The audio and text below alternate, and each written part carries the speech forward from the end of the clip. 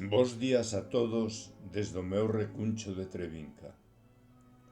Hoxe vou iniciar a lectura dun fermoso traballo que a magnífica escritora compañeira no Grupo Cultural Nos a Xente do Redor, Yolanda Taboada Fernández, nos regala no número 15 da nosa revista, e que co título de Aurea consigue, ca súa habitual delicadeza, transmitirnos o intenso amor por algo tan vivo como pode chegar a ser un dos máis fermosos lugares da nosa terra.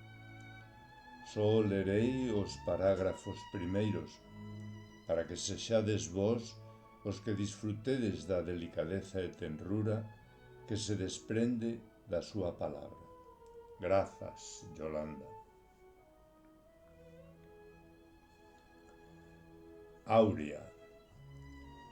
Unha vez tiven unha vida, unha desas dignas de ser vividas, pero que apenas se aprecia ata que polos azares do destino na ruleta sale un número equivocado e perdes mesmo a camisa, para converterte tan só nunha reminiscencia do que un día foi.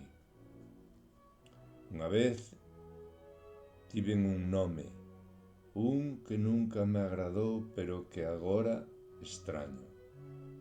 Un que ao escoitalo facíame sentir a miña identidade, o meu ser, toda eu enteira.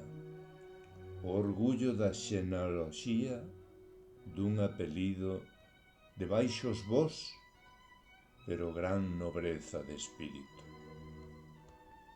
Unha vez tiven un fogar, un deses en que se respira amor, en que todo se impregna dun aroma, a galletas recentemente enfornadas, a terra mollada tras a primeira choiva de outono, a fogueira no inverno mentras fora neva.